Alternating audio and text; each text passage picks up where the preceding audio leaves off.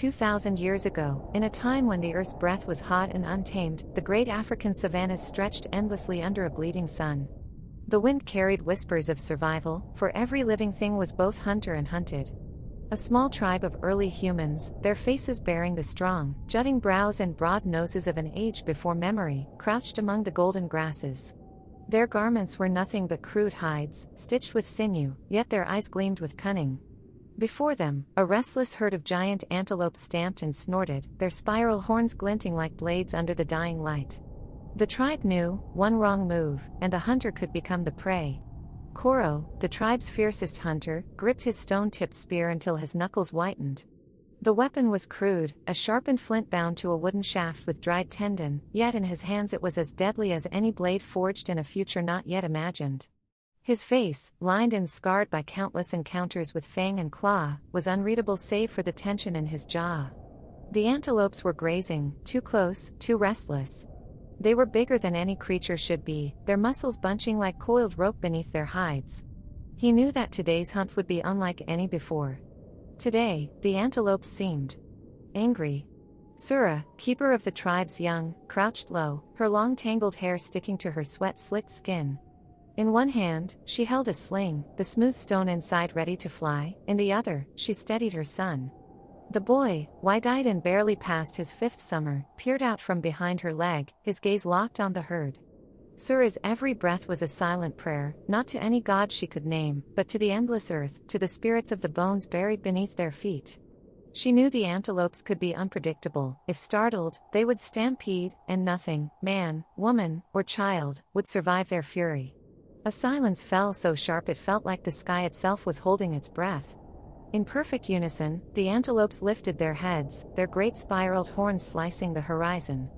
Ears flicked, nostrils flared. Something had shifted, the scent of human sweat, the faint shuffle of feet in the grass. A ripple passed through the herd, a tremor of muscle and instinct. Dust swirled around their hooves, and the air thickened with a tension that tasted of fear and blood. Koro felt it deep in his bones, their prey had just become something far more dangerous. From the mass of bodies emerged the bull, towering, monstrous, its eyes burning with a wild light. Saliva foamed at the corners of its mouth as it stamped the ground, the impact sending vibrations through the earth. Its horns were twisted scythes, each as long as a man's arm, capable of gutting flesh in a single thrust. Koro had hunted many creatures, but this bull was no ordinary beast. It carried the presence of something ancient, something that had ruled these plains long before humankind dared to set foot here. And now, it was staring directly at them. The charge came without warning.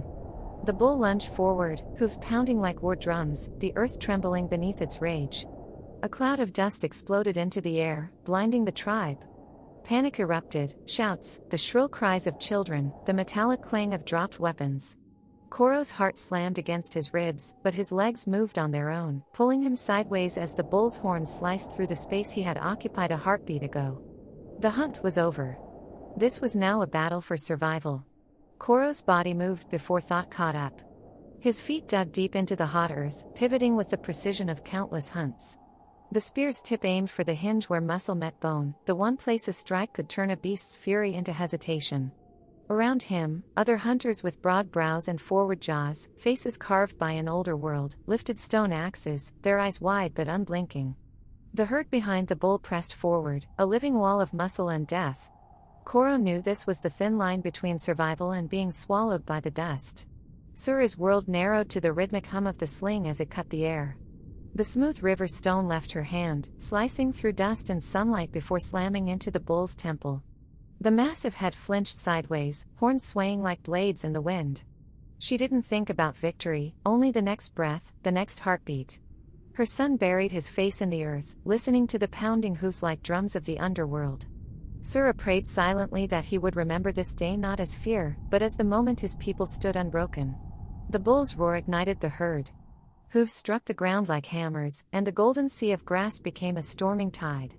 Hunters spread wide, signaling with sharp gestures, each movement a command honed over seasons of danger. The goal was simple but deadly: turn the herd away from the camp, away from the children.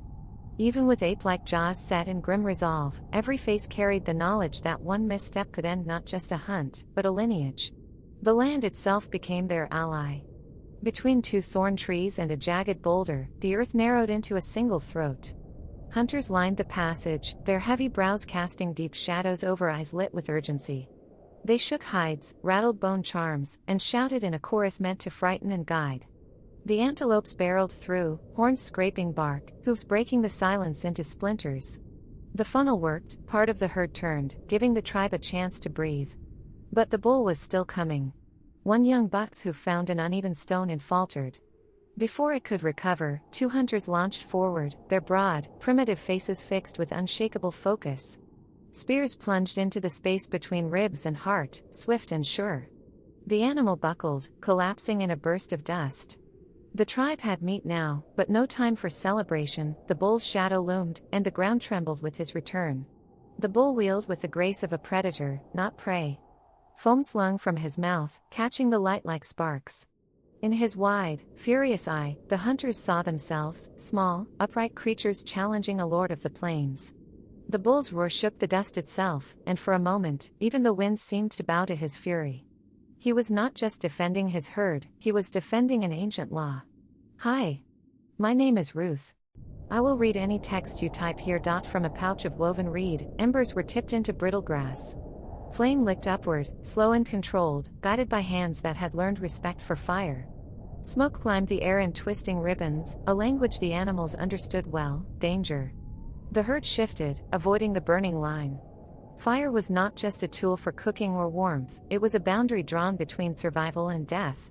The trap was crude but clever, a shallow pit dug days before, camouflaged with grass and branches. Koro stood before it, waving his arms, daring the bull to follow. The ground beneath the cover waited like an open mouth. With each pounding step, the bull closed the distance. At the last moment, Koro darted aside, and the beast's forelegs plunged into the false earth.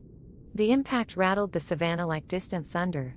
Sura's sling spun again, faster than the eye could track. The stone struck the base of the bull's horn with a crack that rang out over the chaos. The giant head jerked sideways, and a fresh bellow split the air. The women of the tribe were not just keepers of the fire, they were warriors in their own right, defenders who could turn the tide with a single, perfect shot. The sinew rope tightened around the bull's foreleg, biting deep.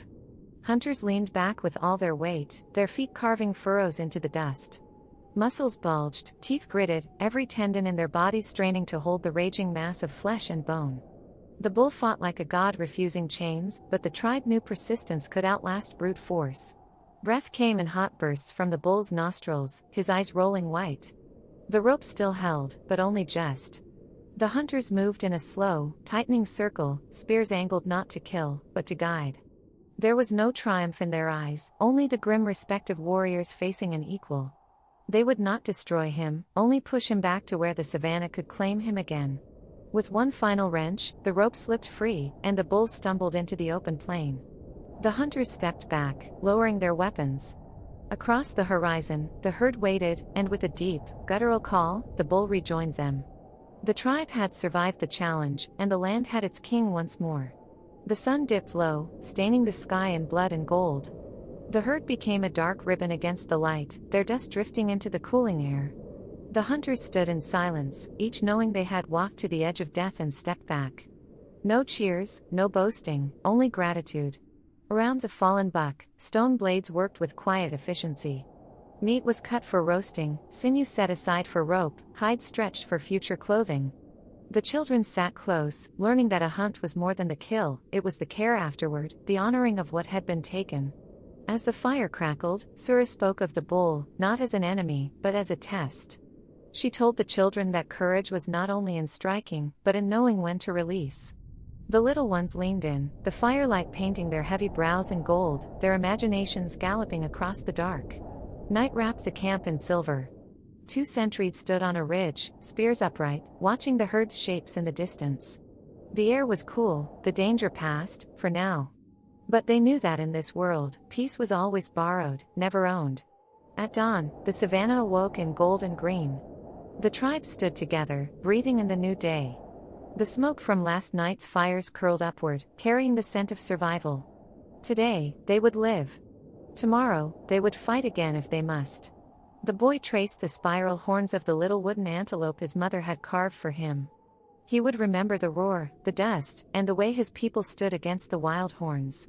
One day, he too would stand at the front of the hunt. The land remained vast and indifferent. The herd moved on, the tribe returned home, and the cycle of hunter and hunted continued. This was the law of the savannah: no crown was ever permanent, and survival belonged to those who could adapt.